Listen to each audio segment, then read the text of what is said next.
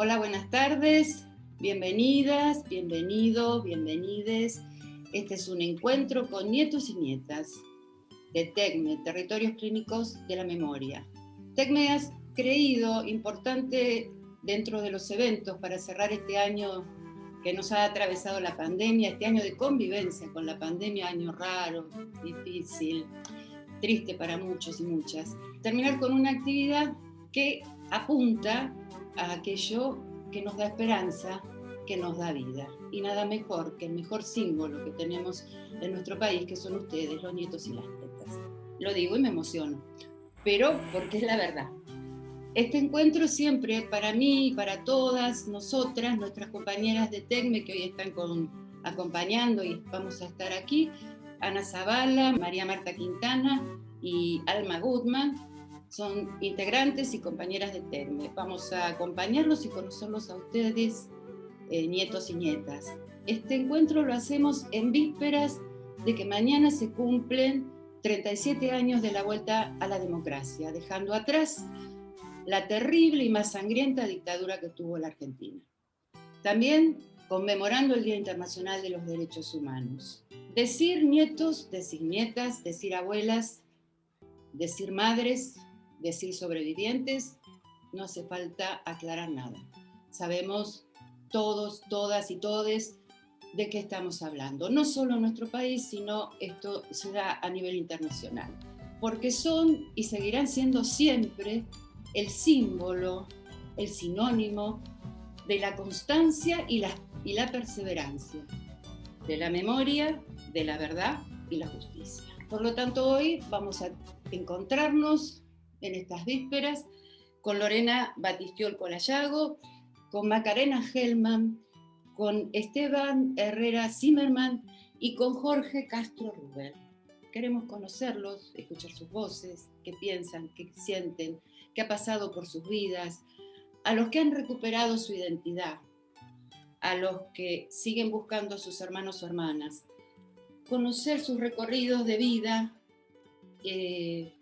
pensar, saber si tienen un legado, si lo creen así, qué los irrita, qué les gusta, qué los enoja, qué les emociona, conocerlas y conocerlos. Yo soy María del Carmen Roqueta Galeto, yo conozco mi identidad. Por lo tanto, abrimos para escucharlos y escucharlas. Y si te parece bien, Lorena, empezamos por vos, ¿está bien? Sí. Gracias. ¿Cómo están? Buenas tardes a todas y todos en esta semana tan importante. Bueno, un poco para rememorar, estaba pensando mientras te escuchaba y creo que este año, que fue así tan particular, y que tuvimos que hacer muchas intervenciones en redes sociales y bueno, distintos Zooms, me hizo reflexionar de que había tenido una infancia feliz. Yo tuve una infancia feliz y eso creo que hoy lo puedo rescatar como aquello que me fue formando para tener hoy la fuerza y la voluntad para seguir día a día en esta búsqueda. Bueno, volviendo un poquito más atrás de la infancia, yo tenía, 11 meses cuando secuestraron a mis padres. Tengo una hermana que en ese momento tenía 3 años y medio, y es la que también este año pudo, a causa del juicio, contar cosas que tal vez cotidianamente no las compartíamos. Y así que, bueno, 43 años después, yo me entero que la noche del secuestro, mi mamá, como ellos entraron a las 11 de la noche a casa, se acostó con nosotras, nos habían encerrado en una habitación junto con mi prima y con mi tía, mi prima con 13 años, y bueno, y mi mamá lo que hizo, para que nosotras dos no miremos a los tipos que nos estaban vigilando en la habitación, se acostó con su panza de 6 meses y me puso a mí de un lado y a mi hermana del otro y nos dormimos, porque de casa salimos a las 6 de la mañana del día siguiente. Y, y se me representó la gallina con sus pollitos. Y bueno, fue ese último momento que pudimos estar con ella y la verdad que fue un acto de súper amor. Fue el mejor acto de amor que podríamos haber tenido. Y es insólito que mi hermana, esa cosa, no sé, no se le había ocurrido contármela y me la vengo a enterar el día de la declaración, en realidad unos días antes, porque eh, una compañera de abuela se estaba armando una nota, entonces nos hizo por separado la entrevista y después la compartió completa. Fue, te digo, este año tuvo muchas distintas cargas emocionales, para bien y para mal, y de las cosas buenas yo empiezo a darme cuenta que si no hubiéramos vivido este año tal vez no me iban a llegar, no iban a llegar hacia mí. Nosotras después de ese día fuimos a vivir con mis abuelos maternos, y mi abuela es la que salió inmediatamente, de hecho salió con nosotras en pañales desde la casa de la vecina hacia la comisaría, y fue a preguntar por mis viejos, y le dijeron, por supuesto, que se vaya a su casa, señora, déjese de joder. Y después ella siguió saliendo y viendo, también haciendo malabares con nosotras, porque mi abuelo nunca dejó de trabajar.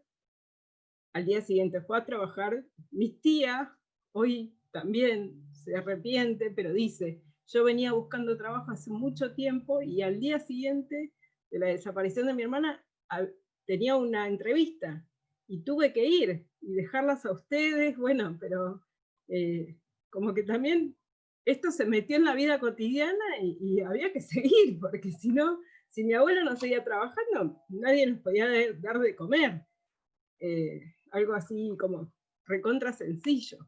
Y bueno, yo creo que hoy también le agradezco muchísimo a la abuela Raquel Mariscurrena, porque fue la que le ayudó a mi abuela para ordenarse en esta búsqueda. Ellos se encontraron en algún lugar, en alguna situación, y es la que le invitó a abuelas, la que invitó a sumar la denuncia en abuelas.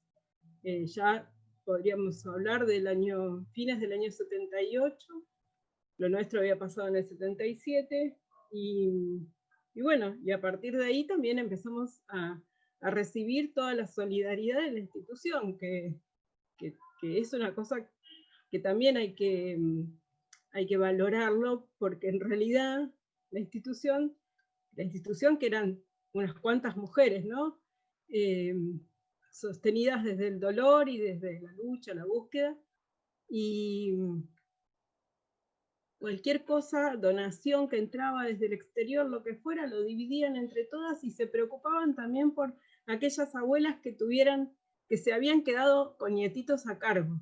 Entonces nosotros recibíamos por ahí de vez en cuando alguna cuestión económica para que ayude también en ese sostenimiento de la educación, de la salud, de la alimentación. Así que, bueno, nada, yo, por supuesto que en ese momento uno no se cruzaba por mi cabeza la posibilidad de estar hoy representando a la institución, pero fue un lugar que nos acompañó todos estos años, todos, de principios hasta el fin de mi abuela que falleció este año. Y la parte de la educación primaria por ahí fue lo más sencillo, qué sé yo, más allá de que la situación de padres desaparecidos no se comentaba en absoluto. Uno también vivía como en una nube de amor, de inocencia. Y tal vez donde más lo padecí el hecho de ser hija de desaparecido fue en la secundaria, porque me parecía que ahí muchas hijas e hijos eran compinches de sus padres y sus madres, y a mí no me pasaba absolutamente, todo lo contrario, mi abuela era muy recta, fue muy dura, y muy, nos ponía muchos límites, entonces una bronca tremenda contra mi abuela y contra mis padres, porque era, ¿por qué me dejaste a cargo de esta señora? Era esa bronca la que me agarraba a mí siempre, pero también fue la época que yo más enojada estaba con ellos y más necesitaba que a la vuelta del colegio estuvieran en casa. Algún día, X, no importa, no interesaba. Yo quería que ellos, cuando volviera yo del colegio, algún día, de todos esos años, de esos 5 años de estudio, estuvieran en casa. Así que era una revolución mi cabeza. Era una locura, todo. Y creo que a mí me sirvió haberme ido en el 98 a Tucumán, que un poco terminó representando como volver a los orígenes. Mi familia materna es de Tucumán, mi mamá es de Tucumán, y haber vuelto y haber vivido sola ahí 9 meses, justo 9 meses, hizo que yo volviera ya con otras cosas, pensando en hacerme cargo de esto, entendiendo lo que era tener un hermano o una hermana que había que buscar. Y un poco también, yo creo que haciendo ese duelo de que ellos ya no iban a volver. Y bueno, ahí fue, yo volví en el 99 y ya en el 2000 estaba acercándome a abuelas y preguntando en qué cosa podía ser útil. Y comencé en el archivo biográfico y bueno, de a poquito ocupándome de otras tareas hasta llegar al día de hoy a ser parte de la comisión directiva. Todos estos años que yo estoy junto a las abuelas, me hicieron conocer, la de Maca no, pero la de Jorge sí, y otras miles y otras cientos de restituciones y de situaciones también, porque uno viene de creer y de idealizar a la situación de la restitución.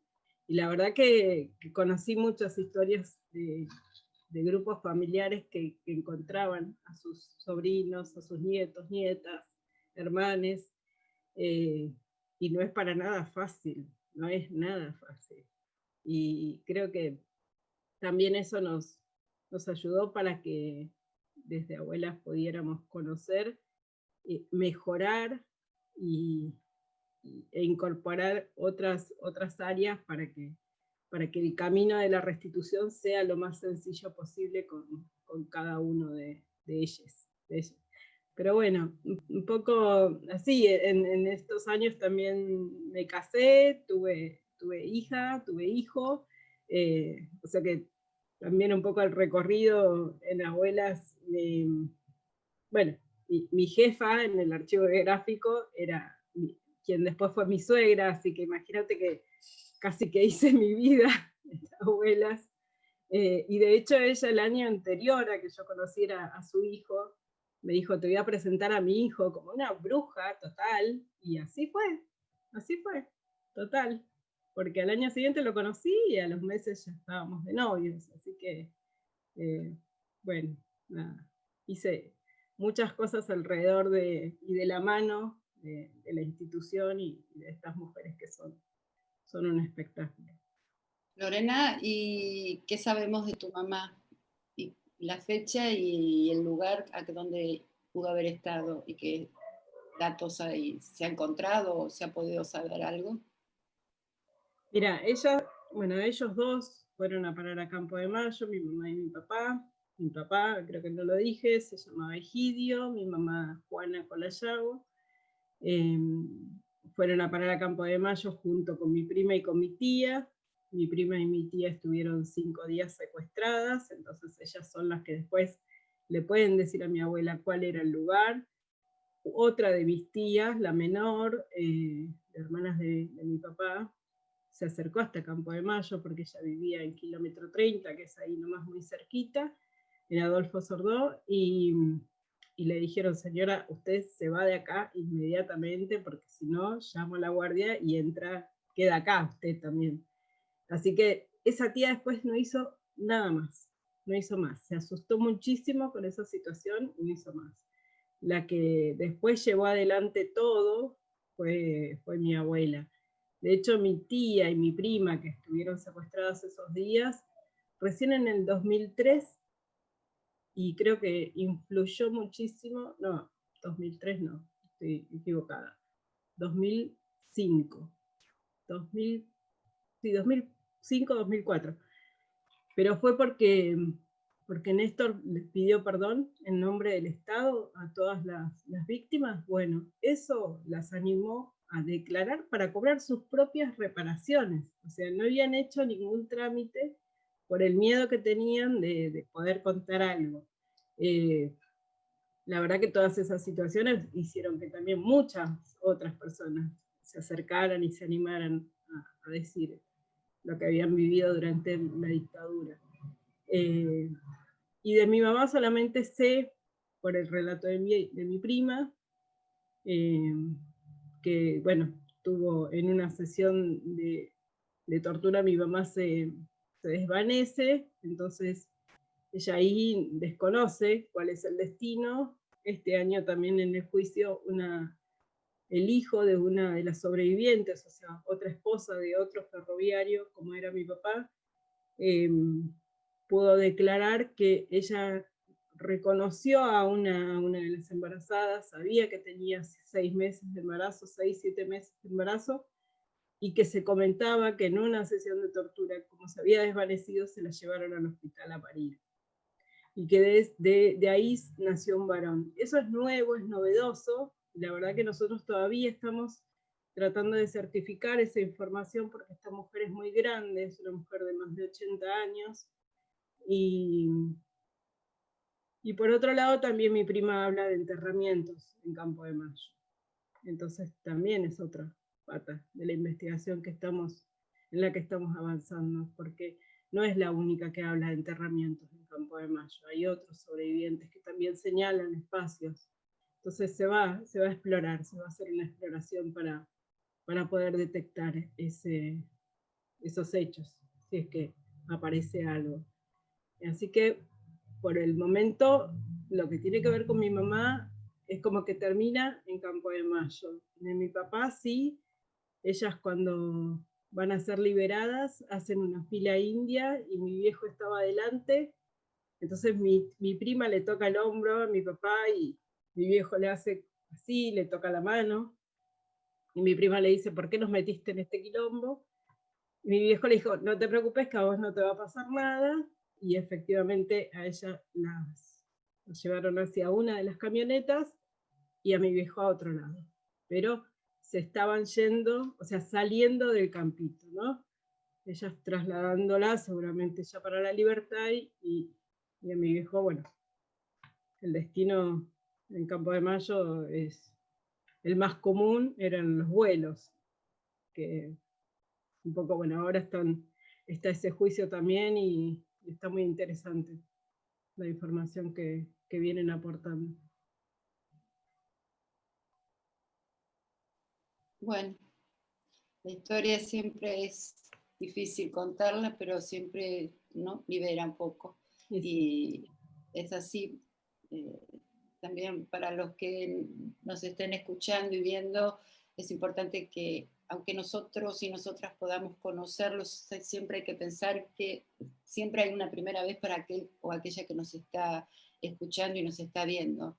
En Campo de Mayo hubo, en el Hospital Militar de Campo de Mayo, se acondicionó una sala especial para que todas las mujeres parieran ahí, obviamente no en las mejores condiciones, pero bueno, dentro de sacarlas del campito, que era uno de los centros clandestinos de detención.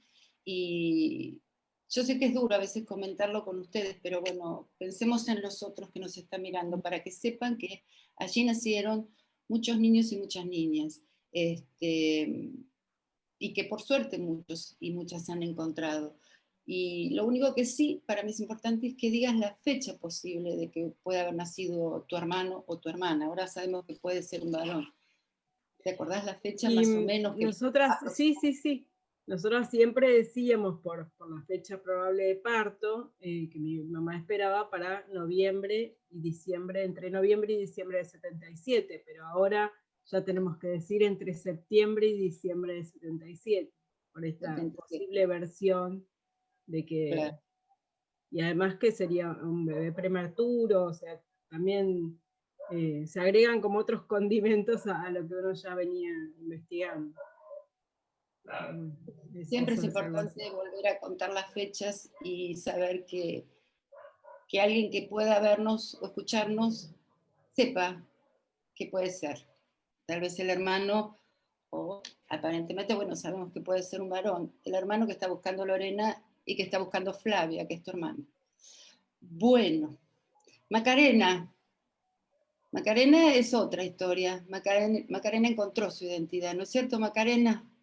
A mí en realidad me encontraron en el año 2000, en el 99 en realidad, pero bueno, se confirma mi identidad en el año 2000.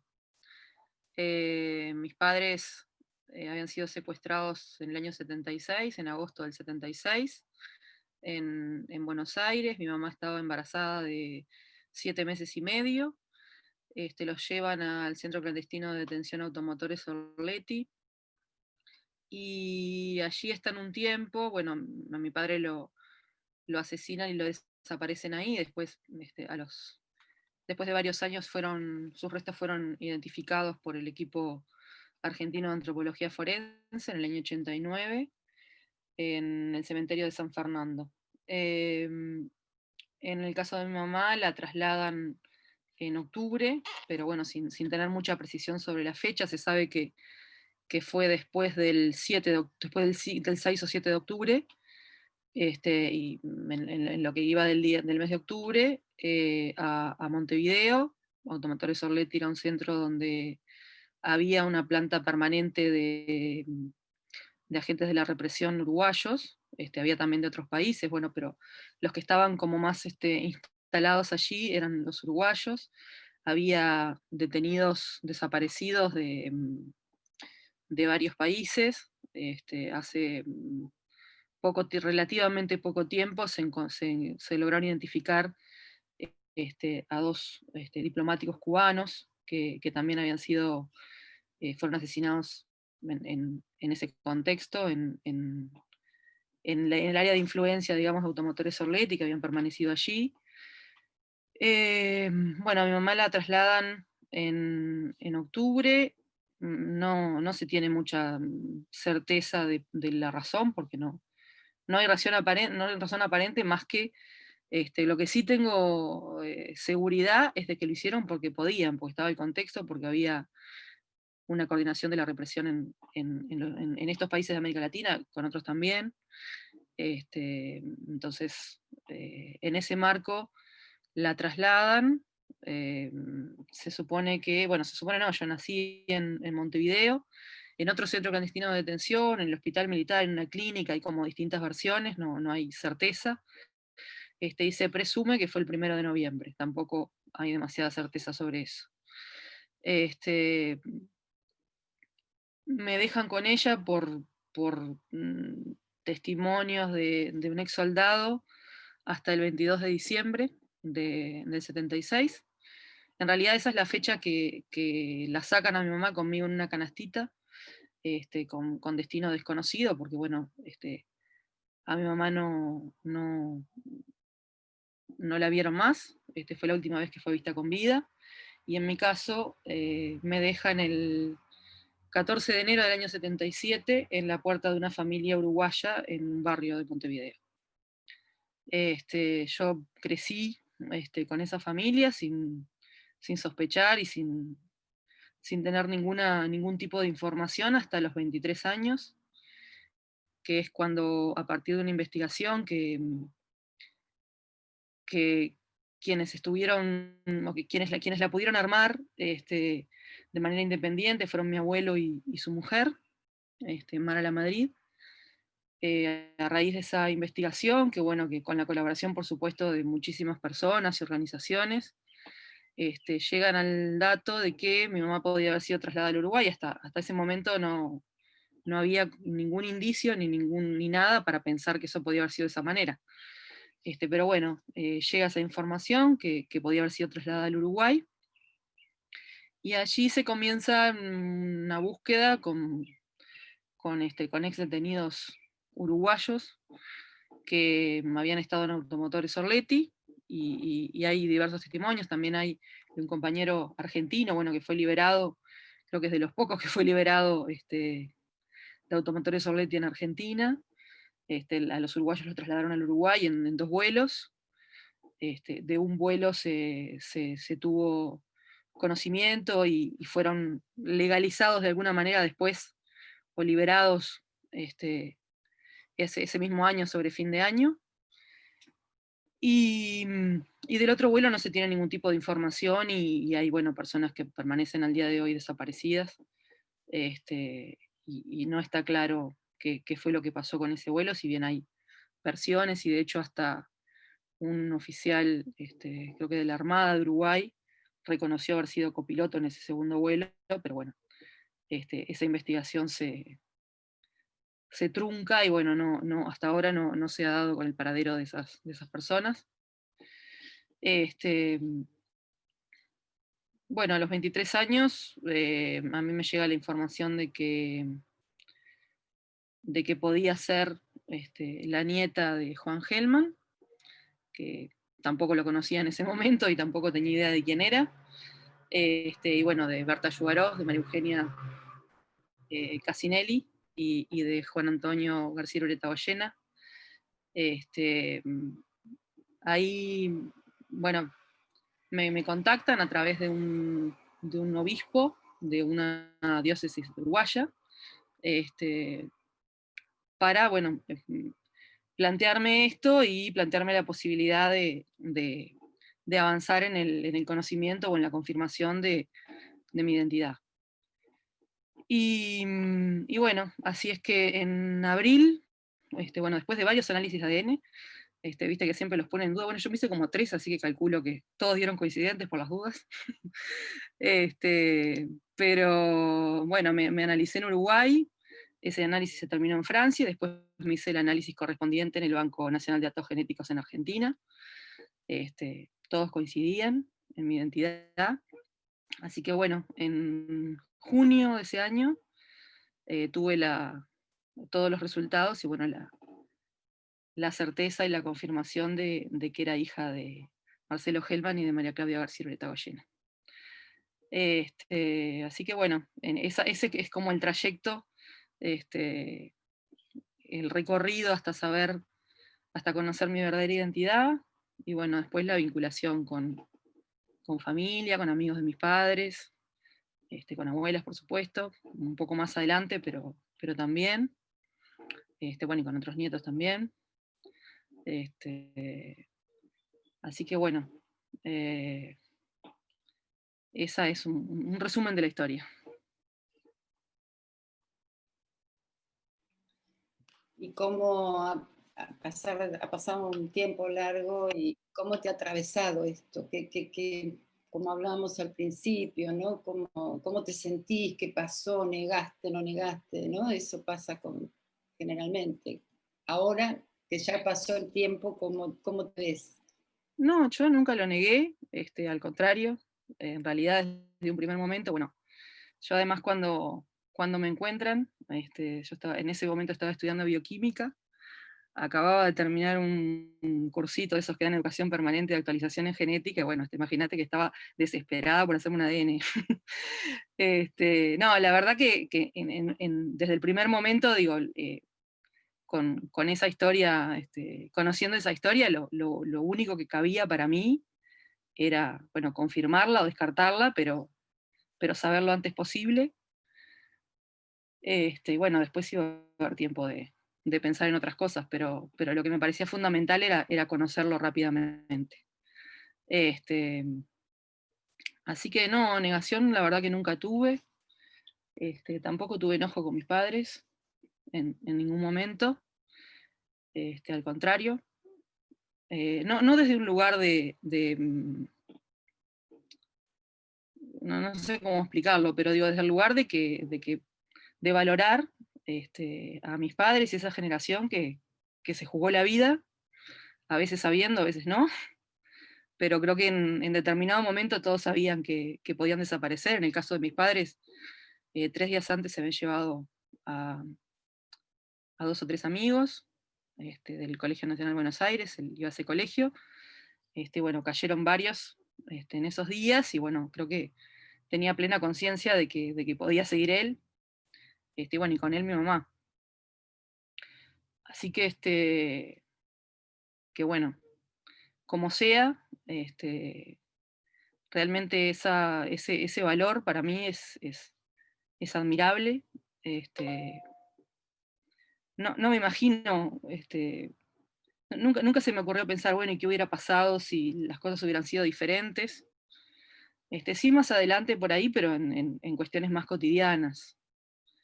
Pero, pero bueno, aparte creo que uno puede comprender hasta cierto punto, pero hay contextos y hay momentos de la historia que uno no los puede mirar con los ojos del 2020, ¿no?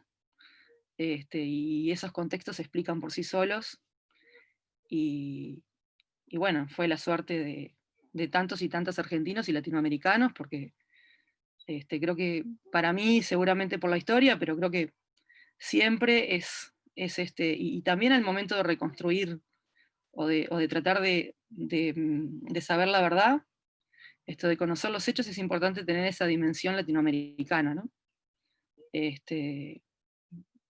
Salirse un poco de fronteras y también, bueno, por supuesto comprender que era un plan para América Latina. Bueno, después atravesé distintos momentos, distintos estados de ánimo, distintas actitudes, pero en general siempre fui receptiva y activa en la búsqueda y bueno, y en lo que pudiera hacer para, para colaborar con la búsqueda de otros y otras. Y bueno, esa fue un poco, más allá de los estados de ánimo, fue un poco lo que me salió, ¿no? Digo, siempre lo que traté fue de hacer lo que sentía, de no hacer las cosas forzadas, ni por mandato de nadie, ni porque tenía que hacer lo correcto. Las cosas se sienten o no se sienten. Y creo que en el fondo, o capaz que no estés en el fondo, uno sabe lo que es lo correcto y lo que tiene que hacer. Y bueno, después creo que hay tantas realidades como historias, ¿no? Digo, todos tenemos más allá de bueno, de mucho en común, todos tenemos a veces distintas formas de encarar y distintas particularidades de las historias que, que las hacen humanas, ¿no? No es un calco, ni está, me parece que tiene que estar predeterminado cómo se tiene que comportar cada uno, cómo tiene que reaccionar cada uno. Son tiempos internos, son tiempos, o sea, todo esto revoluciona la vida, porque, bueno, tenías una vida y resulta que el 80% o que el 70% era mentira, entonces uno se rearma como puede, ¿no? La identidad además se construye, digo, más allá de lo biológico o de lo determinado genéticamente, no hay que sacarle el valor a la construcción o a la reconstrucción personal, que eso también depende de uno y del entorno y de cómo uno viva las cosas, pero yo creo que en general, cada uno a su tiempo, hay cosas que se sienten y que son muy profundas y que, bueno, no se pueden negar. Obvio, no se puede negar, y acá estamos, y siempre vamos a estar, ¿no es cierto? Volviendo a estos temas, porque siempre tienen que estar presentes. Y la historia, ese traslado de tu madre a Uruguay, trabajamos tanto, me acuerdo, en el tribunal para saber cuál era el motivo. Leímos todo el informe que hace Uruguay en su momento, y impresionante. Obviamente que queda dentro de lo que fue la Operación Cóndor. La Operación Cóndor, para los que no lo conocen y no lo saben, fue un acuerdo de los países latinoamericanos para la represión, o sea, del traslado, de tomar distintas personas, o en Brasil o en Bolivia, y trasladarlas a la Argentina, obviamente todo dentro de la clandestinidad, o de Chile a la Argentina, de Argentina a Chile, y Uruguay. Entonces, eso fue la Operación Cóndor, y obviamente se hizo también un juicio y también hubo condenas, pero bueno, A ello, sigamos caminando. me parece importante decir que Uruguay nunca aportó información, ni antes ni ahora. La información que se recibió en los tribunales es Sí, información que proviene de los testigos, de las sí, sí, víctimas, sí. de la familia, como en la mayoría pasa, ¿no? Pero bueno, yo creo que hay otros países Sí, que han sí, avanzado un sí. poquito más, como el caso de la Argentina, pero No, lo Uruguay que yo nunca aportó decía ningún era tipo que de cuando información, la información de la revista, investigación. la reconstrucción se ha hecho con los testigos, documentación sabemos que no existe, lo poco que hay, pero había una documentación, un informe que hace Uruguay, y entonces hay casos, si uno buscaba a ver si en algún, a ver, cuando uno hace un juicio y busca la prueba, y en estos casos uno busca a ver si por ahí escribieron de más, o leyendo los diarios de la época. A mí me pasó encontrar, no importa, en una revista Gente, que formaba parte de, como prueba documental, un relato, y yo dije, me estaban diciendo, y uno a veces seguía en una revista Gente, es el caso de Delfino, cuando es el tema de leer, y hay cómo llegan a la casa de Santucho, cómo salen y cómo se llevan una chica rubia de pelo largo y la ponen en un, y era la que nosotros estábamos tratando de saber, que nunca pudimos encontrar, al menos en el juicio que me tocó estar, dónde estaba. Pero bueno, entonces uno vuelve en los juicios a releer documentos a ver si a alguien se le escapó algo, pero bueno, obviamente todo se ha reconstruido con los sobrevivientes y con las familias, esto es así. Esteban, ¿tu caso cómo es? Yo soy ¿Cómo sos? Esteban Herrera Zimmerman, soy hijo de Georgina Sergia Zimmerman y de Abel Herrera. Ellos se conocieron alrededor del año 71, si mal no recuerdo, a través de un cineclub. Bueno, empezaron a salir, se casaron, después nació mi hermano mayor, Raúl. Ya estando en Rosario, militando en prensa y propaganda del PRTERP, y luego vuelven, después de nacido mi hermano, vuelven en el 74, fines del 74 creo, a Tucumán, de donde era la familia, ambas familias. Ahí queda embarazada mi mamá. En un momento ellos tenían una casa donde funcionaba la imprenta regional. Una noche volvían en auto con mi hermano todavía chiquitito y vieron como luz y la puerta abierta y dieron como un par de vueltas más para cerciorarse qué estaba pasando y nada, cayeron en cuenta que obviamente ya habían entrado y que tenían que irse, y pasaron esa noche en un garage, durmieron en el auto en el garage. Al poco tiempo consiguieron irse a una casa de campo de una familia amiga, y bueno, después ya mi mamá vino acá a Buenos Aires a tenerme a mí, y a los pocos días de nacido yo, llegó mi viejo desde Tucumán. No querían, obviamente, parirme a mí en Tucumán porque estaban bastante marcada mi vieja, mi viejo. Pero decidieron volver a Tucumán, seguir con la militancia. Y bueno, volvimos y llegamos a la casa de una familia que era simpatizante del partido, que era la familia de un sastre que hacía, también desaparecido él, hizo los uniformes de monte, de la compañía de monte, del PRTERP. Y a menos de de un mes de nacido yo, lo secuestraron a mi viejo en la calle, que iba junto con otro compañero. Mi viejo tenía 25 años, todo esto en el año 75, en septiembre del 75, en Tucumán, Operativo Independencia. Bueno, le dieron un disparo en la pierna y se lo llevaron.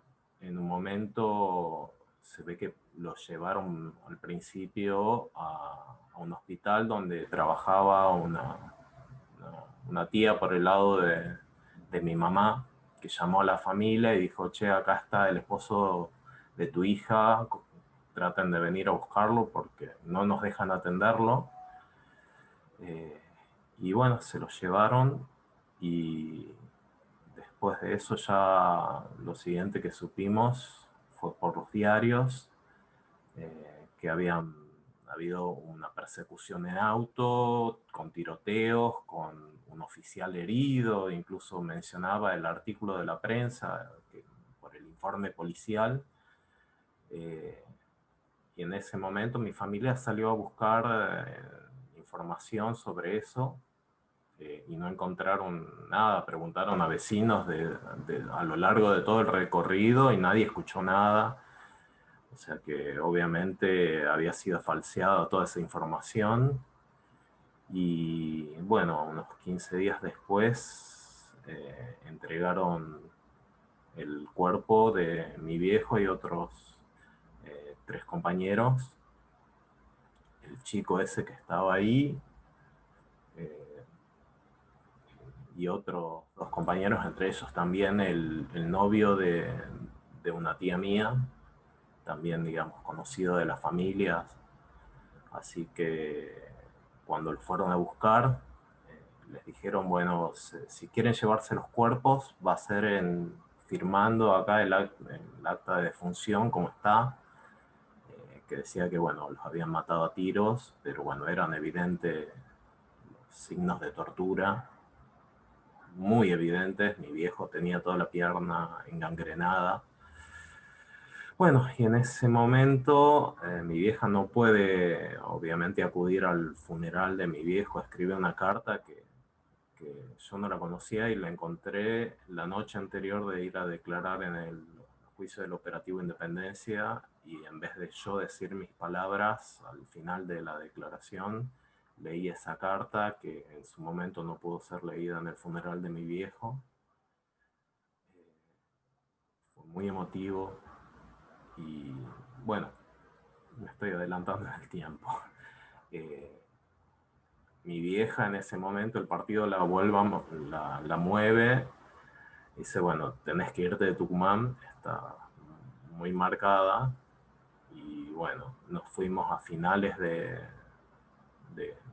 75, vinimos acá a Buenos Aires. Me enteré de esto ayer, que estuvimos viviendo un mes y medio, creo, en la casa de unos tíos, unos tíos y primos de mi mamá. Y después de eso justo fue lo del intento de copamiento de Monte Chingolo por parte del PRTER, que fue un golpe durísimo para el partido. Y en ese momento ya la familia tampoco se sentía segura, entonces el partido la volvió a mover a mi vieja y cayó en la casa de un compañero que inmediatamente reconoció a mi vieja porque eran estudiantes de medicina en la Universidad de Tucumán,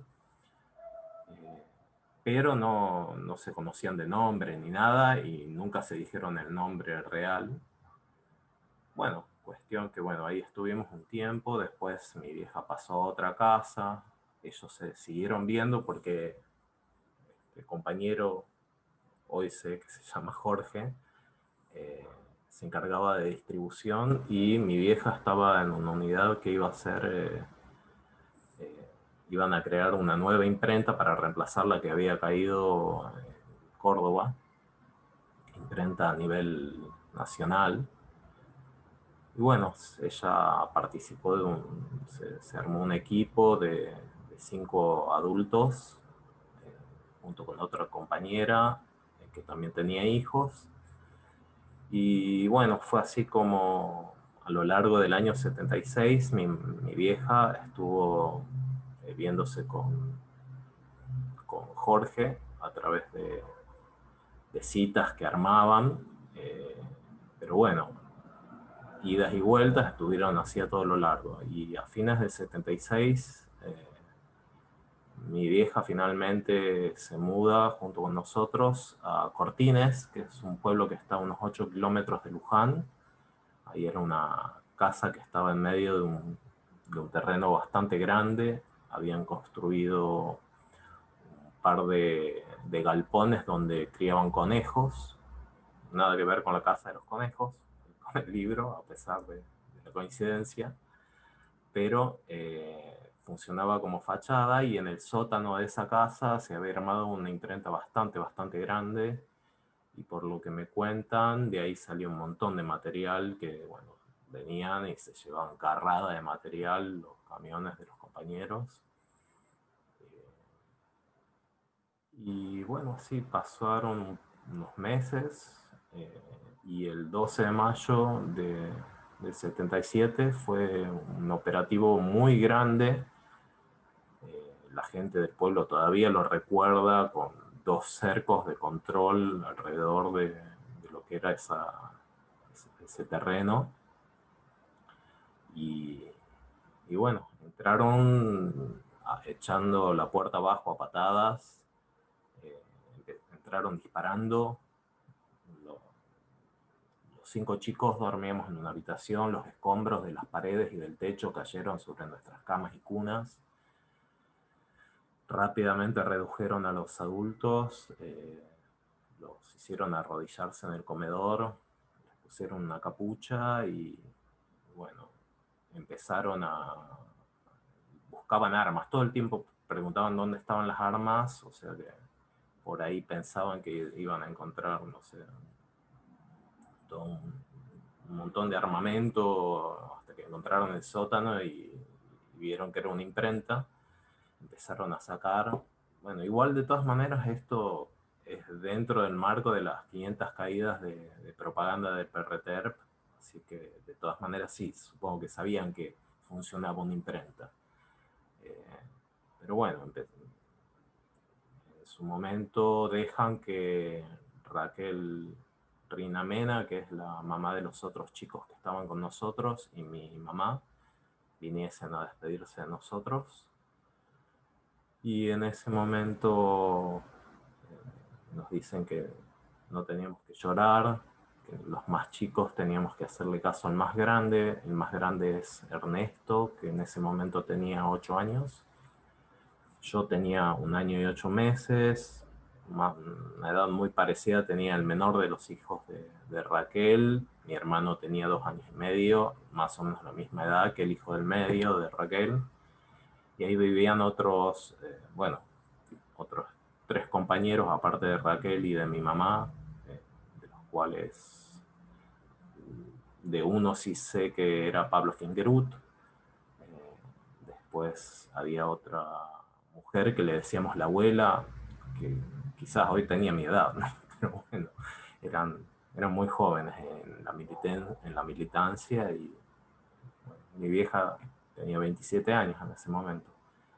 Bueno, se los llevaron caminando por sus propios medios, los subieron a la parte de atrás de un camión y nunca más supimos más nada de ellos.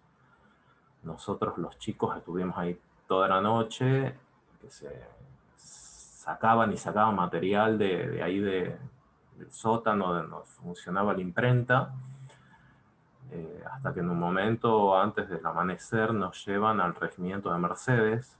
Pasamos ahí, nos dan el desayuno ahí. Todo esto me lo cuenta Ernesto, que es el único que en realidad tiene memoria de esto, ¿no? Yo toda esta parte la reconstruyo cuando me reencuentro con Ernesto. Bueno, y al poco tiempo nos llevan hacia la colonia Capitán Sarmiento Olivera, donde funcionaba una institución para menores que es medio reformatorio, medio orfanato. Y ahí estuvimos con estos chicos alrededor de 40 días ellos y creo que nosotros 42 días. Primero lo fueron a buscar los abuelos de los chicos y después a nosotros nos vino a buscar mi abuelo Herrera, mi abuelo paterno, que bueno, él ya había recuperado antes a mi prima mayor Florencia, hija también de militantes de PRTR. Y bueno, que ellos habían caído tiempo antes, entonces ellos ya estaban criando a mi prima mayor, Florencia, y así que mis abuelos de Tucumán vinieron también cuando se enteraron que habíamos aparecido y bueno, ellos pidieron hacerse cargo de mi hermano y de mí, así que volvimos con ellos a Tucumán y me crié en Tucumán con mis abuelos maternos, con Zimmerman. Siempre conociendo mi historia, siempre contándome ellos, digamos, de una manera bastante edulcorada como podían para unos chicos tan chicos, que bueno, que mamá y papá habían luchado por lo que creían justo y bueno, las personas malas, que eran militares, se los habían llevado. Y bueno, acompañábamos a las marchas en la Plaza Independencia, ahí enfrente de la Casa de Gobierno en Tucumán. Recuerdo, no sé, que con 6 años me pasaban el megáfono y yo cantaba Aparición con vida de los desaparecidos, ¿no? Entonces esto de aparición con vida en la mente de un niño, yo tenía tumba de mi papá, iba y dejaba una flor en la tumba de mi papá, también besaba y decía, bueno, un beso para la mamita Georgina, pero obviamente escuchar Aparición con vida era bastante fuerte para mí. Entonces yo de alguna manera seguía teniendo esperanzas hasta que una vez una prima me dijo, pero vos sabés que tu mamá está muerta, ¿no? Yo esa noche no pude dormir, lloré todo y después, durante muchos años después de eso, creo que no lloré mucho más. Pero bueno, crecí, fui a la misma primaria que fue mi papá, junto con mi hermano. Mi hermano después entró en el mismo colegio secundario que había cursado mi papá, mis tíos, tanto por parte de madre y de padre habían cursado ahí, así que logramos entrar en el mismo colegio y bueno, esa infancia yo le tengo mucho cariño, muchos buenos recuerdos, pero sobre todo me dio un marco de contención, por lo menos a mí muy importante, porque en el mismo colegio teníamos también varios compañeros con una situación parecida a la nuestra, ¿no? Quizás mi hermano y yo éramos los únicos con mamá y papá. Mamá desaparecida y papá asesinado.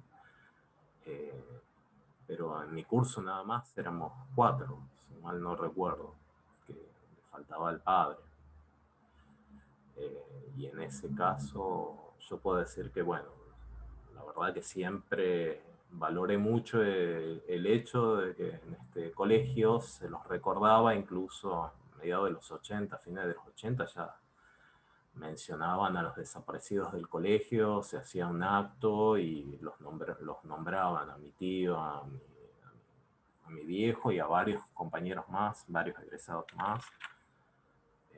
Así que bueno, siempre tuve como contención por parte de los chicos más grandes, de los profesores, entonces yo me sentí bastante contenido. A todo esto,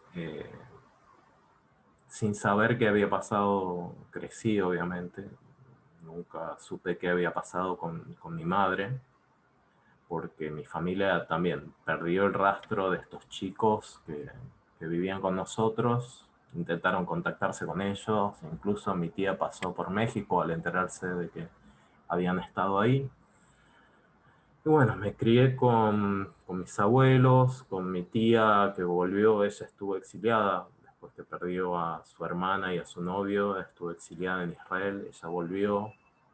y ayudó a mis abuelos a criarnos, fue como la pata joven, la parte de la generación de mis viejos que ayudó a criarnos. Si bien la figura materna y paterna más eran mis abuelos.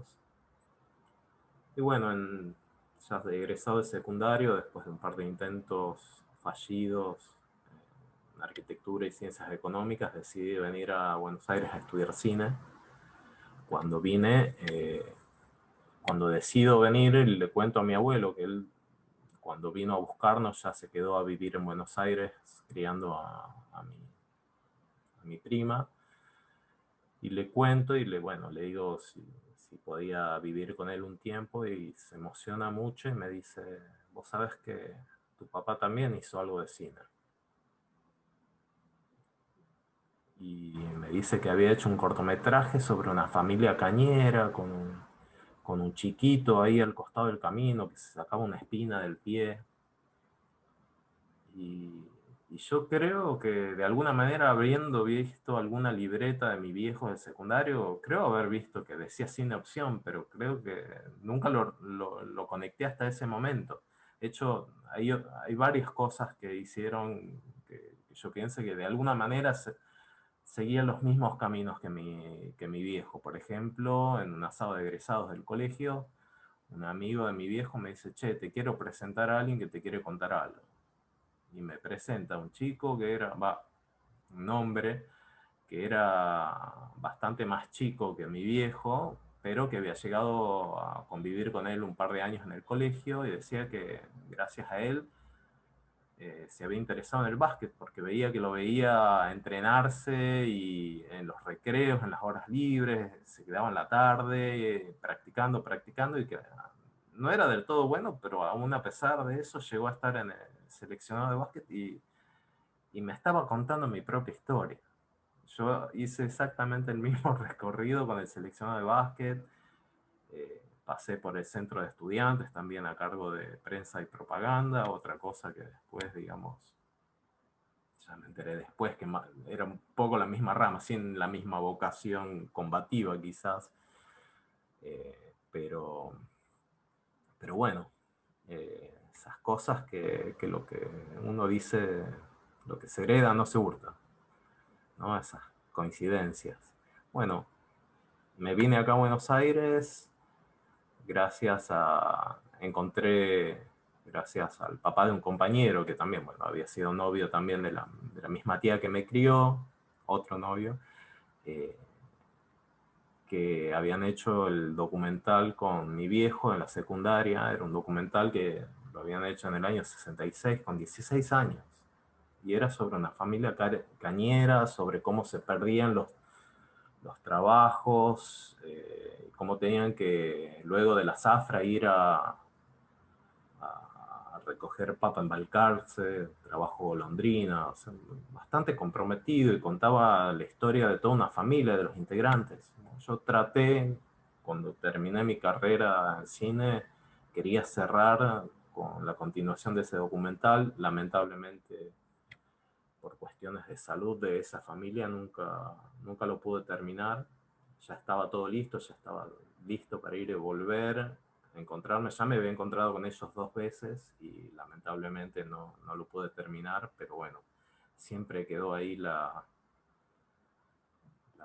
espina, ¿no? Ahí de no poder sacármela como no se la sacaba el chiquito del documental de mi viejo, de decir, bueno, mostrar cómo después de 30 años, en ese momento eran 30 años, cómo a esta familia le cambió muy poco la vida, y lo único que cambió en realidad es el modelo de auto que pasa por la ruta, ¿no? Terminé de estudiar cine, laburé bastantes años en eso, y en un momento cambié un poco mi rubro, y termino trabajando en otra cosa, más con diseño. Y un día estaba sentado frente a la computadora trabajando, y me llama mi prima y me dice, che, Mako te quiere contactar, Mako Somigliana, del equipo argentino de antropología forense. Me dice, te lo largo yo porque esto es muy rápido, no hay mucho tiempo, tu mamá estaba embarazada. imagínate que mi familia nunca supo nada de eso. Todavía no nos habíamos encontrado ni siquiera con estos chicos que tenían un poco más de información. Así que bueno, de repente la vida me dio un vuelco, pero tremendo. Esto fue hace 8 años atrás, en el año 2012, y fue como que la vida me dijo, tenés que retomar tu historia, tenés que hacerte cargo de esto. Fue tremendo, porque ahí entendí que, digamos, el lema que yo cantaba con el megáfono de aparición con vida de los desaparecidos todavía tenía sentido, y mucho, porque eran todos los nietos que todavía siguen desaparecidos sin conocer su verdadera identidad. Así que bueno, en un asado me presentaron a varios compañeros de abuela. Ahí Lorena me invitó a participar de la asamblea de abuelas. Así que bueno, empecé a ir a abuelas. Obviamente en ese momento, cuando me entero, justo estaba Jorge, que había sobrevivido, se había exiliado en Suecia, y había vuelto precisamente para denunciar esto, porque se había enterado por un cruce de datos que en realidad sale del testimonio del más grande de los otros chicos, que en realidad se los habían llevado con vida. Y él tenía otro dato que con mucha seguridad alguien del partido le dijo, no, los mataron a todos en el operativo, pero se los llevaron con vida. Y cuando le dijeron eso, él cayó en cuenta que podía tener un hijo con vida, porque la penúltima vez que se habían encontrado con mi vieja había sido en los carnavales del 77, y al mes se volvieron a encontrar, y ahí mi vieja le contó que estaba embarazada. Así que en mayo del 77, el 12 de mayo, debería tener alrededor de 3 meses de embarazo. O sea que él se dio cuenta que si se la llevaron con vida, podría tener un hijo desaparecido, ¿no? Y que debería haber nacido en noviembre del 77 aproximadamente. Así que bueno, empecé a acercarme a las abuelas, y cuando apareció el nieto de Estela, los medios no daban abasto, entonces preguntaban, che, ¿quién puede dar una entrevista? ¿Quién puede decir algo? Porque no daban abasto las abuelas para tanto requerimiento mediático. Y ahí fue que decidí ponerle como la cara a la búsqueda, el cuerpo a la búsqueda, y bueno, empezar a participar más activamente. Así que bueno, ese fue un poco mi recorrido. A los 2 días de enterarme de que tenía que buscar hermano, por una de esas casualidades de la vida, que caen justo a tiempo, me reencontré con estos chicos que también vivían con nosotros. Así que fue como justo, cayó todo en su lugar. Hoy por hoy es un amigo queridísimo, más que un amigo, es casi un hermano. Así que bueno, reencontrar esa historia para mí también fue muy, muy importante. Yo pude reconstruir un montón de los hechos a partir de eso. Después de eso también me empecé a interesar más en la búsqueda del recorrido que habían hecho mis viejos, así como hasta hace 4 años atrás yo tenía baches muy importantes, y por ejemplo creía que yo había nacido en Buenos Aires, mi viejo al poco tiempo lo habían levantado en Tucumán, entonces yo estaba convencido de que mi viejo no me había conocido. Y bueno, gracias a declarar en el juicio se me acercó una familia que me dijo, yo creo que tu familia era la que vivía en mi casa. Y tengo una foto con uno de esos chiquitos, a ver si la puedo traer mañana. Si vos venís mañana, por favor, te la muestro. Y me confirmo, pero no sabemos nada de esos chiquitos. Y trajeron la foto y era mi hermano el que estaba en la foto. Así que, digamos, eso se corroboró. Le mostré yo a su vez la foto de mis viejos. Y sí. Y también incluso, previo a eso, también otra compañera que también rescataron del grupo CAMIT de investigación, un testimonio que había de una mujer que hablaba de unos chiquitos, que los hijos y bueno, justo alguien que me conocía directamente agarró esa transcripción y vio y dijo, che, y justo ahí en ese momento yo me había contactado con ellos, le había pasado una foto mía con mi hermano y mi vieja que nos estaba abrazando, y entonces ahí cayeron, pero Esteban tiene un hermano, entonces capaz que son estos chicos los que está buscando esta señora. Hizo la conexión, nos contactamos y efectivamente era la señora que nos había tenido en su casa un par de meses después de que lo matan a mi viejo. Así que logré reconstruir bastante, y lo último esto de todos los datos suman, es impresionante cómo van apareciendo los datos. Y bueno. Esteban, tu madre, ¿hay algún dato de qué pasó y dónde pudo haber estado? Esto fue en provincia de Buenos Aires, ¿no? Esto fue en provincia de Buenos Aires, cerca de Luján, y bueno, por cierto. todo el operativo, bueno, estaba a cargo Luciano Benjamín Menéndez, y perdón, no, eso fue con mi tío en Córdoba. No, fue Verplatzen, Fernando Verplatzen, el responsable del operativo, pero estuvo implicado todo el regimiento de Mercedes que fue a hacer el cerco.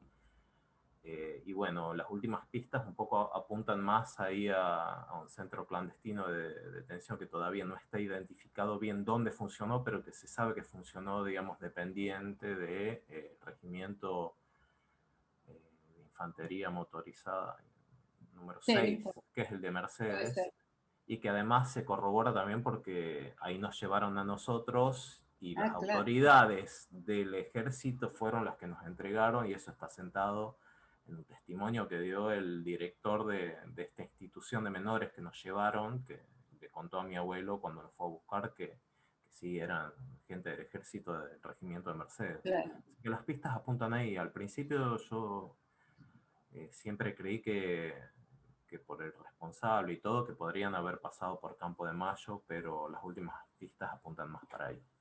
Pero sí, no hay igual, como mucha información, no hay. Lamentablemente no hay. A medida que pasa el tiempo también uno va descubriendo que ha habido otros lugares que, sobre todo Fuerza Aérea, ¿no? Que no se conocía ni operaba en combinación con Ejército, toda la zona Comando 4, todo lo que es, bueno, Campo de Mayo, Riveros, encabezado por Riveros. Pero bueno, siempre es bueno, como vos decís, ir juntando todos esos datos que van abriendo los caminos para seguir buscando, sí, y buscando a tu hermana o a tu hermano, que eso que pudo haber sido en noviembre del 77. Que bueno, eso en realidad, digamos, uno tiene la esperanza, tenía pocos meses de embarazo, no se notaba la panza, pero bueno, la verdad es que la mayor parte de los casos hasta ahora resueltos por abuela, tristemente hay unos pocos casos donde no han llegado a término los embarazos, pero en general incluso embarazadas con un mes han llegado a término, o sea que eso, la esperanza no se pierde. No. Con cada nueva restitución, digamos, no es el propio, pero suma un montón, Así que... Suma y da alegría, ¿no es cierto? Cada vez que aparece sí, una nieta, ¿no es cierto? Y es el caso de Jorge. Es el caso de Jorge. Sí, bueno, María, gracias por la invitación. La verdad que es un gusto para mí escuchar a mis compañeras y compañeros de abuelas, estar en este espacio del TECME, y la verdad que seas vos también la persona que lo coordina. Hace un ratito yo te decía que cuando nos estábamos conociendo por primera vez en el Zoom, que para mí también es muy impactante ver, haber leído el fallo del plan sistemático, la referencia a mis padres, ¿no? Y la referencia a mí. Y en ese momento, digamos, en el 2012, ¿no? Creo que fue 2012, yo estaba, digamos, con el foco de mi vida en otro lugar, ¿no? Fue recién en 2014, hace muy poco, recién se están cumpliendo 6 años, porque fue el 4 de diciembre de 2014 que yo puedo conocer mis verdaderos orígenes. En algún sentido se dio muy rápido, en otro sentido obviamente se dio muy, muy lento, ¿no? Porque yo ya tenía 37 años. Para mí fue muy rápido porque la verdad es que yo nunca había tenido dudas, o por lo menos no las suficientes dudas sobre mis orígenes, lo suficientemente fuertes esas dudas como para pensar que podía ser hijo de desaparecidos. Yo crecí con una familia de civiles, si bien conocía bastante bien el caso de las nietas y los nietos, y también bueno, estaba bastante al tanto de los nacimientos en los centros clandestinos. La verdad es que tenía así más que nada la idea de que todas esas nietas y nietos habían crecido con digamos, familias de militares o de algún miembro de fuerzas de seguridad. Entonces, para mí, y también por un vínculo que tenía muy estrecho con mi familia de crianza, que era, la verdad es que nunca se me hubiera ocurrido sospechar de mis verdaderos orígenes, ¿no? Pero bueno, lo cierto es que en 2014, en agosto, una persona de ese entorno digamos, decide hablar conmigo y contarme que si bien ella no sabía demasiado, sí sabía que yo no era hijo biológico de la familia con la que yo había crecido. Y la verdad que no mucho más fue la información que pude tener. Hablé con ellos, no me dijeron mucho más.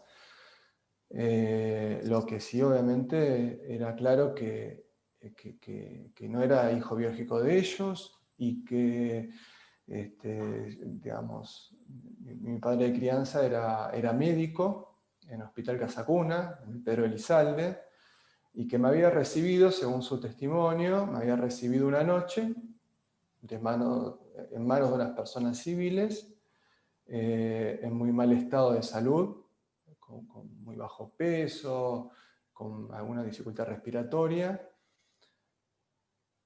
y que digamos, me había llevado a su casa y me había criado como hijo propio, ¿no? De hecho, había hecho una inscripción como hijo propio de ellos. Bueno, con esa información, que la verdad que era mucha y era poca, bueno, obviamente, pensé en abuelas, pensé en que podía ser hijo de desaparecidos. Sobre todo estamos hablando de agosto de 2014, que digamos, recién se había identificado a nieto de Estela, ¿no?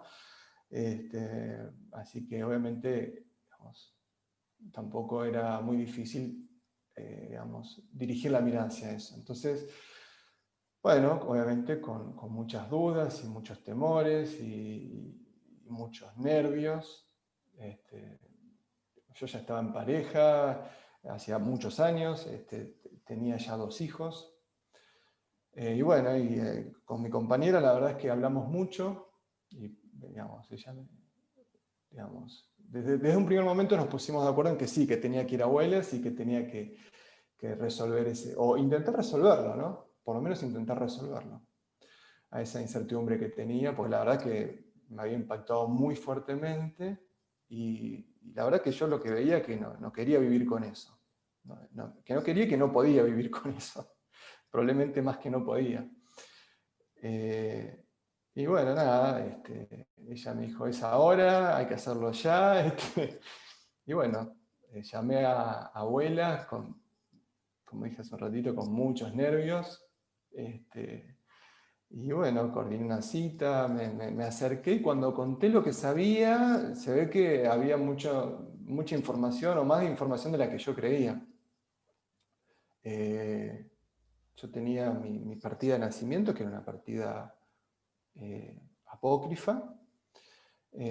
Si no recuerdo mal, hicieron una fotocopia, bueno, tomaron los datos y creo que en menos de una semana ya me estaban llamando de la CONADI para proponerme hacer un análisis en el Banco Nacional de Datos Genéticos, que la verdad que era lo que más quería. Era lo que más quería. Y bueno, y en diciembre, el 4 de diciembre, recibí un llamado en mi casa. Yo la verdad que cada día lo contaba porque me habían dicho que eran 2 meses más o menos, y bueno, finalmente me convocaron a la CONADI y me dieron la información que sí, que efectivamente era hijo de desaparecidos, que mi mamá era Ana Rubel, mi papá Hugo Castro, me mostraron fotos de ellos. La verdad es que no me pudieron contar mucho en ese momento. Sí me contaron que había nacido en la ESMA y bueno, ahí empecé a reconstruir o a construir cuál había sido mi verdadero origen, esos primeros momentos de mi vida. La verdad que terriblemente afectado, pero también con la tranquilidad de tener una respuesta a la pregunta que sé que, digamos, hay mucha gente que no la tiene por distintas razones, en principio porque quizás no son hijos de desaparecidos, pero también porque quizás lo son y no se animan, ¿no? a dar ese paso, a buscar resolver esa duda que tienen, ¿no? Que como dije antes, yo creo que yo no quería vivir con esa duda, pero tampoco podía vivir con esa duda. Creía que en esa corta experiencia, por lo menos consciente de esa duda, era imposible para mí vivir. Digamos, yo miraba hacia adelante y decía, yo no voy a poder seguir viviendo así. Por mí, porque quizás hay una familia buscándome. Eso me acuerdo que lo hablábamos mucho con mi compañera. Y bueno, nada, a partir de ahí conocí a lo que quedaba, ¿no? De mi familia, a la hermana de mi mamá, a mi tía, al hermano de mi papá, a Rubén, y bueno, primos de ambos lados, lamentablemente muchos de ellos viviendo en el exterior, exiliados de tipo económico, pero también una prima que no pude conocer todavía, exiliada por razones políticas. Ella es hija también de 2 militantes no desaparecidos, pero sí asesinados en el año 74, ¿no? Y bueno, esta prima fue criada con sus abuelos maternos y llevada a Estados Unidos, y la verdad que nunca más digamos, yo pude tener contacto con ella. Y bueno, a partir de ahí se abrió todo un proceso de reconstrucción o de construcción de mi historia personal. La verdad es que me encontré con 2 familias que me recibieron muy bien, con muchas ganas de contarme la historia familiar, sobre todo más abierta a eso, mi familia materna, ¿no? Durante más de un año almorzábamos con mi tía una vez por semana para que, digamos, mucha necesidad de ella de contarme y yo de escuchar, ¿no? La historia de mi mamá. Y bueno, así fue como llegamos hasta hoy, ¿no? 6 años después, que creo que es bastante tiempo, y creo que también es muy poco tiempo, y creo que, como decía Maca, hay algo que creo que tengo claro, que es que hay que tomarlo con calma y ver los tiempos que uno va viviendo. Yo hice terapia 5 años, pero creo que necesito mucho más. Pero no es ahora el momento. No es ahora el momento. Creo que quiero volver con otras preguntas, desde otro lugar. Sé que lo tengo que hacer y que lo quiero hacer. Pero bueno, nada, medio descolgado, pero lo quería contarlo por lo que decía Esteban, ¿no? Mi mamá fue secuestrada con 2 meses de embarazo.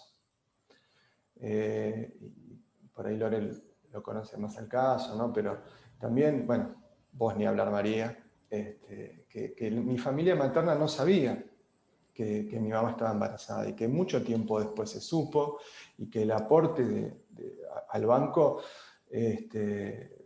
parte de mi tía, bueno, a partir de exhumaciones que se hicieron de los restos de mis abuelos, digamos, mi familia materna no sabía que mi mamá estaba embarazada, y bueno, y ella transcurrió todo su embarazo, 80% de su embarazo, secuestrada en la ESMA, ¿no?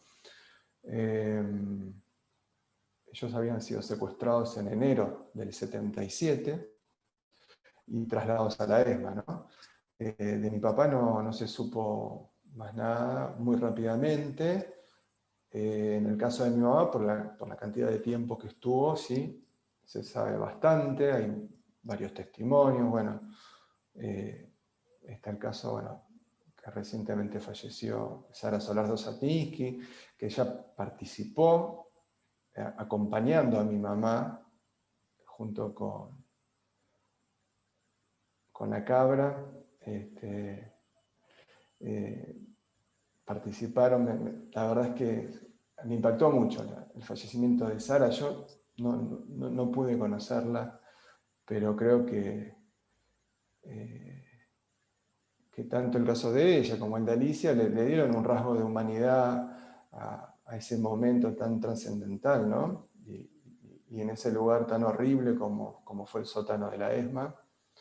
Y creo que le dio un rasgo digamos, de los mejores rasgos de la humanidad a ese momento que también es el momento de mi nacimiento, ¿no? Y bueno, me emociona mucho el caso de Sara porque yo sé que ella y bueno, también Alicia participaron acompañando a las compañeras secuestradas. En fin, bueno, ese es un poco mi caso. No tendría muchas cosas más para contar. Pero bueno, siempre a la expectativa de poder contribuir a la verdad histórica con el testimonio, que nunca es fácil, pero que siempre es necesario. Y también, bueno, a la búsqueda de las hermanas y hermanos que faltan, ¿no? Que uno, para ir viendo a Lore y a Esteban, no es un renglón más en la historia, ¿no? Digo, son historias de vida, son rostros. Bueno, ellos son dos excelentes compañeros y como ellos un montón están buscando a sus hermanas y hermanos, ¿no? Así que bueno, eso. En tu caso, voy a contar una infidencia total, ya está. Ya terminó el juicio, ya está la sentencia. Cuando nosotros llega el momento que uno se reúne y empieza a deliberar y a escuchar, después escucho todos los alegatos y había varios casos que nos generaban duda, y uno era el tuyo. Y tu caso era como emblemático, lo sufrimos tanto y en un momento, porque uno trabaja con la prueba, pero también trabaja con otras cosas que va buscando hasta dónde ir. Y ese niñito que se lo llevaron de la ESMA esa noche, no sé, si tuvieron también un acto de humanidad, los más deshumanos. Cuando vos apareciste, cuando encontraste tu identidad, cuando yo me enteré, yo sentí como no nos habíamos equivocado, porque obviamente somos personas y podemos fallar como cualquiera. Pero bueno, y el recuerdo de Sara Solardo Satinsky, tan importante para reconstruir esa historia en la ESMA. Compañeras que están calladas, tienen la palabra, y yo ya hablé demasiado, pero bueno, no sé, Ana, María Marta, no sé, Alma, quien quieran preguntar, reflexionar, lo que quieran. Y la verdad bueno, quiero decirles, Marita, que siempre es un placer primero verlas y, bueno, escucharles, ¿no? Hoy, sobre todo. Es nuestra primera invitada que testimonió en pandemia, Lorena. ¿Cómo lo viviste, Lore? Un poquito contaste. Sí, en realidad es todo lo contrario a lo que nosotras con mi hermana nos habíamos imaginado en todos estos millones de años que iba a ser nuestra declaración. Yo, bueno, un poco lo conté, pero participé de la declaración de un montón de otros hermanos y hermanas. Y quería que llegue ese momento para sentir el abrazo, el acompañamiento, bueno, el ruido, el quilombo. Y la verdad que de golpe hicimos el último intento con los abogados de abuelas de pedir, aunque sea que fuéramos a declarar de manera presencial, aunque estuviéramos solamente nosotras y el presidente del tribunal, porque las otras dos juezas están en su domicilio, y tampoco nos aceptaron esa opción. Y así que bueno, la mejor de las opciones era que pudiéramos declarar en la casa de una de nosotras y de manera así, juntas. Así que bueno, fue un poco un paseo porque nos tocó declarar el 27 de mayo y veníamos ya de varios meses de encierro total, yo por lo menos porque tenía que asistir a mi abuela y mi hermana trabajaba, así que tampoco venía a ver a mi abuela porque ella sí salía a la calle. Y bueno, nada, era lanzarnos también a un posible contagio si mi hermana estaba contagiada, pero no nos importó porque fuimos todos, fue toda la familia, lo hicimos como un paseo, tomamos la Panamericana para ir hasta Garín, después de un montón de tiempo, y los chicos se reencontraron con sus primos, así que tuvo ese condimento que estuvo buenísimo, y después lo que podría haber sido presencial se trasladó al celular, se trasladó a las redes sociales y se sintió totalmente el acompañamiento, se siente. Yo después cuando charlo con otros que van a declarar,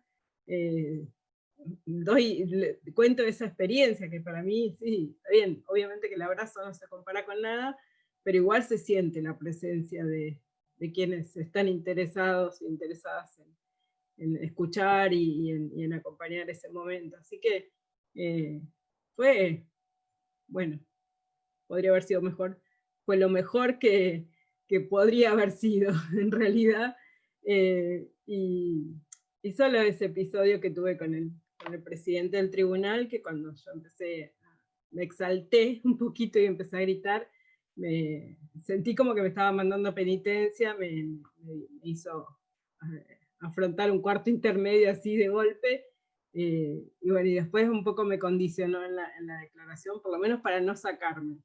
Yo después tuve que entender que si me volvía a sacar, si volvía a putear o lo que fuera, este tipo no se lo iba a bancar y me iba a volver a mandar a cuarto intermedio. Entonces declaré todo lo que tenía, no iba leyendo los mensajes, pero después me encontré con alientos. Estela Segado para mí es una persona que fue muy importante en esta investigación que fuimos preparando juntas, y bueno, tenía sus palabras en el teléfono y fue para mí muy, muy importante, muy emocionante. Sí, son momentos complicados declarar ante un tribunal. Sí. A nadie le gusta.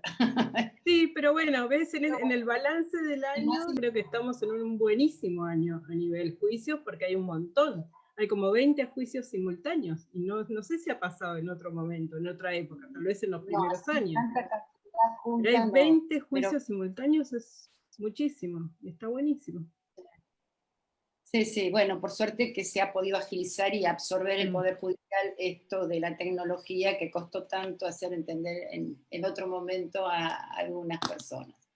María Marta o Alma, no sé, ¿quieren decir algo? Yo, bueno, quería en principio agradecerles, bueno, muchísimo su testimonio, bueno, su contar, su compartir, tan hondo y bueno, tan generoso también, y me parece, digamos, que en todas las historias se escucha una apuesta por la vida impresionante, ¿no? Son historias de lucha por ideales y de apuestas por la vida. Y me parecía, digamos, un par de cositas nada más. Por un lado, bueno, el coraje de querer saber, ¿no? La decisión de cada uno en distintas situaciones de querer saber y avanzar, y el trabajo de reconstrucción y construcción, que también obviamente no es sin el lazo al otro, a los otros, y ¿no? Todo lo que ustedes fueron contando en relación a las instituciones, a la familia, a quienes lo fueron acompañando, las abuelas, bueno, es un trabajo singular y colectivo, ¿no? Y por ahí me queda una pregunta en relación a la restitución de la identidad, ¿no? Si la identidad tiene que ver con la libertad, digamos, ¿cuál es la relación entre, bueno, la verdad de la identidad y la libertad, ¿no? Y la responsabilidad? Bueno, eso lo dejo planteado como interrogante. María Marta, ¿algo para decir? Bueno, primero agradecer la oportunidad de estar acá y compartir estas historias de vida, estas historias que dan cuenta de que la vida, como decía Alma y como se dijo antes, triunfó por sobre la dictadura. Yo de las intervenciones y los testimonios tomé algunas notas, bastante en línea con lo que decía Alma también, ¿no? Bueno, Lorena decía hablaba de cómo la desaparición se metió en la vida cotidiana, y también la importancia de la institución Abuelas, ¿no? Porque es la institución que instituyó una búsqueda y también lazos de cuidado, ¿no? Que dio soporte, que permitió reconstruir ahí a donde parecía que todo era destrucción, generó unas condiciones de posibilidad para reconstruir, reconstruirse, buscar. También decía Lorena, hablabas, ¿no? de un momento que tuviste como un momento de inflexión, ¿no? De hacerme cargo de esto, dijiste, ¿no? De la búsqueda de un hermano o una hermana, y creo que ese hacerse cargo también da para profundizar en una cuestión que es la de la responsabilidad, ¿no? Que es la responsabilidad que las abuelas asumieron por sus nietos y nietas, por sus seres queridos, la responsabilidad que se le exigió al Estado también que asumiera en la búsqueda, la responsabilidad de familiares, y también en algún punto, pensando en las intervenciones de Macarena, de Jorge y de Esteban también, la responsabilidad de los propios nietos, ¿no? De qué hacer con esa historia que toca y también de alguna manera dar respuestas a esas abuelas y a esas familias que buscan, ¿no? Me parece un tema no menor. Y también ahí me remarqué, ¿no? La importancia del gesto político de Kirchner, ¿no? Un gesto político y un gesto ético. Bueno, Lorena, decías algo, bueno, ese momento de pedir perdón en nombre del Estado fue crucial para muchos y muchas familiares de desaparecidos, y como este evento también se vincula a la reconstrucción de nuestra democracia, digo, me parece importante remarcarlo. Bueno, Macarena dijo algo que también me resonó cuando arrancó. Dijo: a mí en realidad me encontraron, ¿no? Pensando en las aristas de la búsqueda y de los que se acercan, abuelas, como en el caso de Jorge, los que son encontrados. Y en relación con lo que decías antes de la responsabilidad, ¿no? Remarcabas esto de ser receptiva y activa en esa búsqueda, y por eso también lo pensaba en relación con la responsabilidad, en ese sentido de dar respuestas. Y también hablabas, ¿no? de cómo la identidad se construye, o sea, con la verdad se revoluciona la vida, ¿no? Y uno se arma como puede, decías, y la identidad es esa construcción.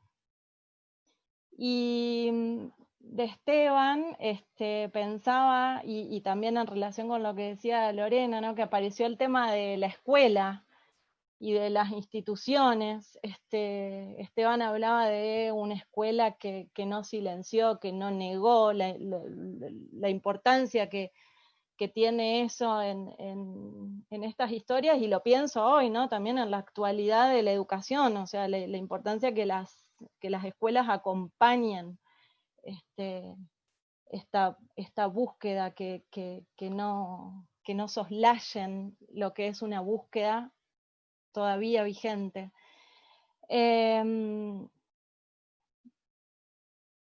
Y también había una suerte ahí de momento, de punto de inflexión en un autodecirse, tenés que retomar tu historia, hacerte cargo de esto, ¿no? De nuevo, empuñar ahí una responsabilidad, y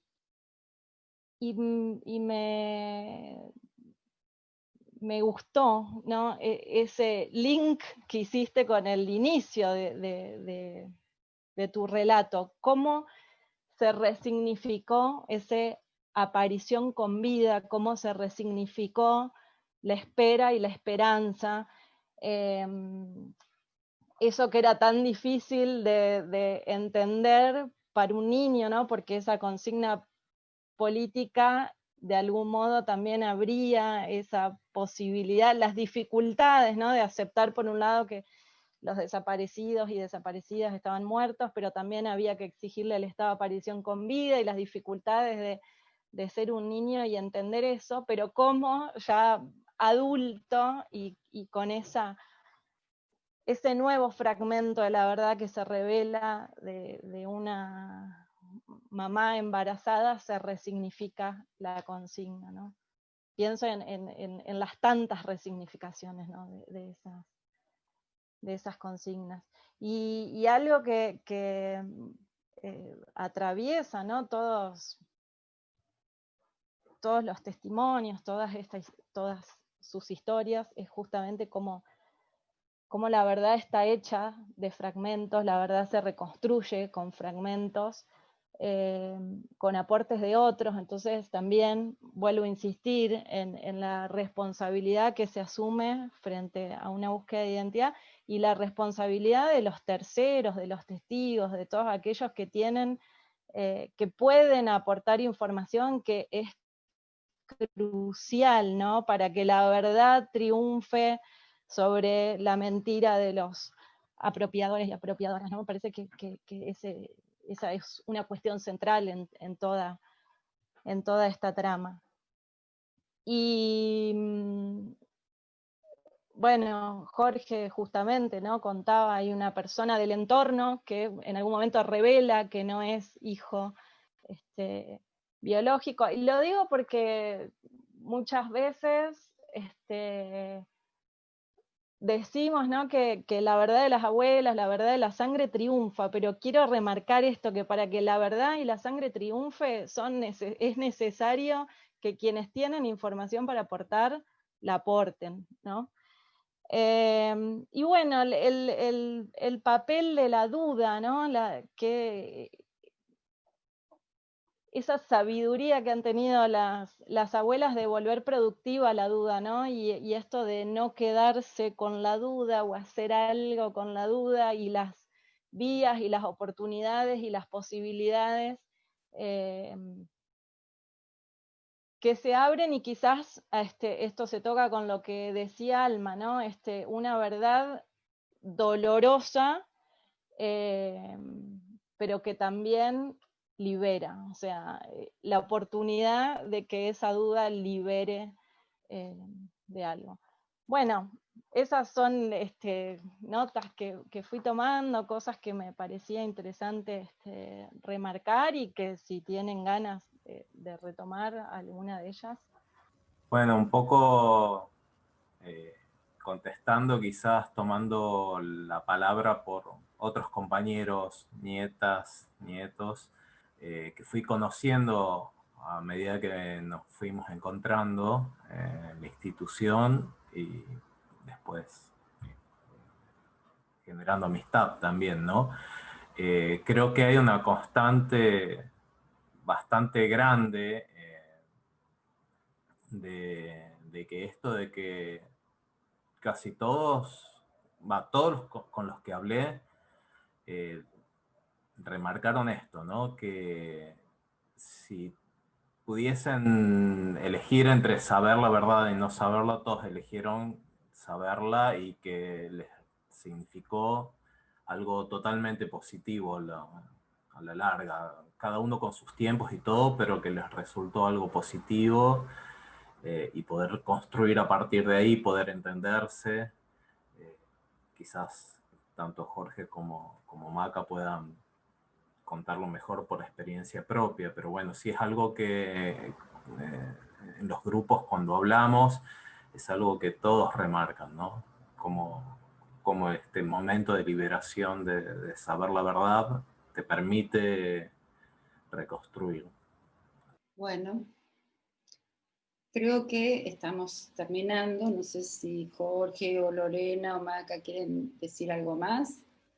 Si no, yo nada más quería agregar una cosita en relación a lo que se fue diciendo y lo que dijo María Marta, que creo que sí. La verdad de la sangre es la que lleva la verdad del deseo y de la transmisión, ¿no? Porque me parece que lo biológico acá por ahí trastoca, ¿no? Lo que en general se tiene como idea de lo biológico. Me parece que acá la sangre, el ADN, lo que porta es un deseo no anónimo, un nombre y una transmisión de una historia fundamental, ¿no?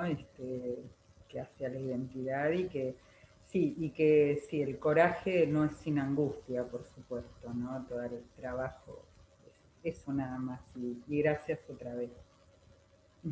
Bueno, entonces, desde ya les agradecemos muchísimo, pero muchísimo, porque sinceramente este encuentro es muy importante, reconforta el alma, y mañana, cuando amanezca, y cada uno de nosotras o nosotros nos despertemos, pensemos que vamos a seguir apostando por la vida, vamos a seguir apostando por la democracia, por un país mejor, con mucha verdad, con mucha justicia, ¿no? Y sin perder la memoria. Este encuentro en vísperas de la vuelta a 37 años de la democracia y del Día Internacional de los Derechos Humanos, que a veces no son frases, pero son conmemoraciones y son emblemáticas, y no hay que olvidarlas. Nos ha juntado para conocernos, escucharnos y escucharlos y escucharlas a ustedes, y esto ha sido importantísimo. Y desde el alma agradecidísimas estamos todas, porque hayan querido estar, cosa que podemos repetir y volver a hacer el año que viene, por ahí con menos pandemia, tal vez con encuentros más cercanos. Este encuentro, en vísperas de la conmemoración del Día de los Derechos Humanos y de la vuelta a la democracia, va a concluir con Alejandro Kaufman, que va a analizar un texto que escribió hace 15 años, Nacidos en la ESMA. Gracias por todo, espero que haya sido para todos gratificante y sigamos apostando por la vida. Gracias, de corazón. Dos intensidades recorrían el texto. Una que tenía que ver con el título, el haber nacido en ese lugar, y la otra tenía que ver con la perturbación que producía el rechazo, la difamación, el desprecio del acto mismo por parte de muchas voces, que hubo una especialmente que no me la puedo olvidar, que decía que, de una destacada intelectual, que decía que Néstor Kirchner había realizado ese acto de devolución del predio para poder pasearse por la ESMA. Ese es un argumento particularmente perturbador. Cada vez que retomamos la cuestión de la contrariedad con estos gobiernos populares nuestros, nos vamos más atrás. Tenemos más presente el 2006, el 2007, el 2008, pero esto era el 2004.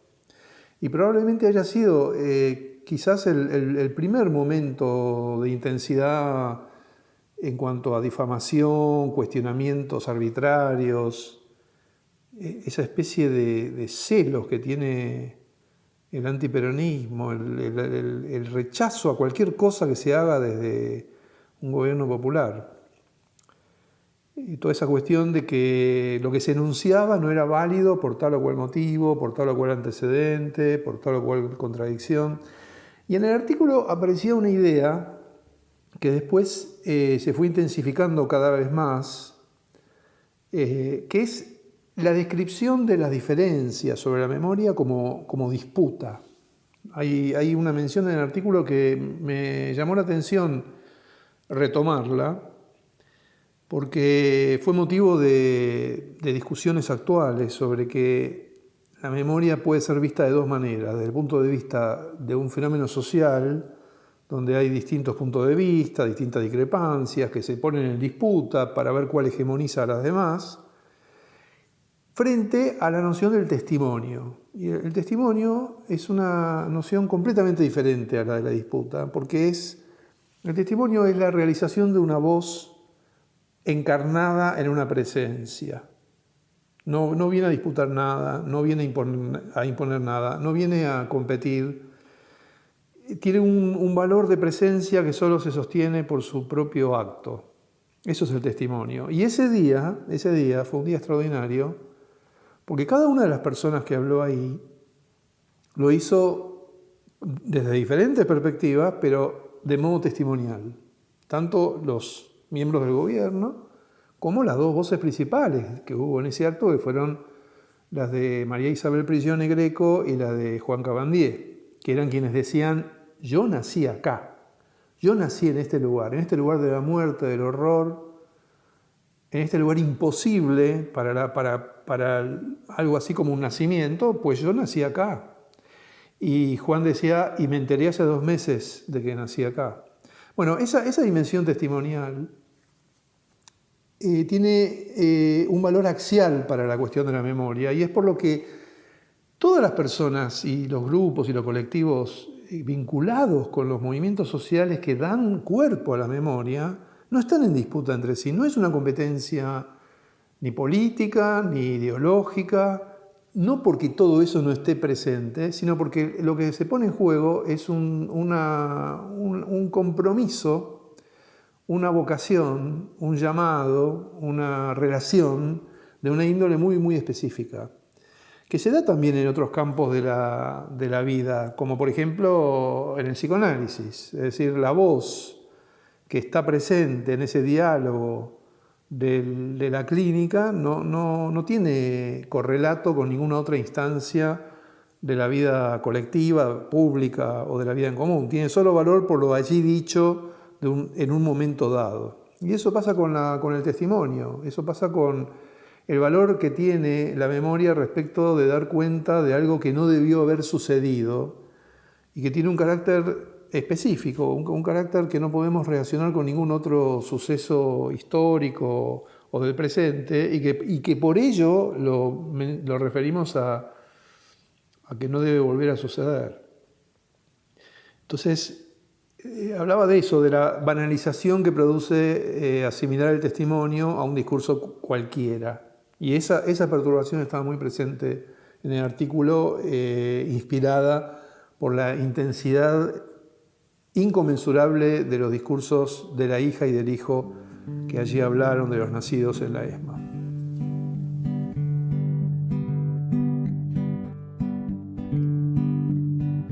Es como la luz cada mañana, es como el viento de un temporal, es como el sendero que dejaste cuando no me abandonaste y me enseñaste a caminar. Es como el sendero que dejaste cuando no me abandonaste y me enseñaste a caminar. Es como la hierba en el asfalto, es como la sal de todo el mar.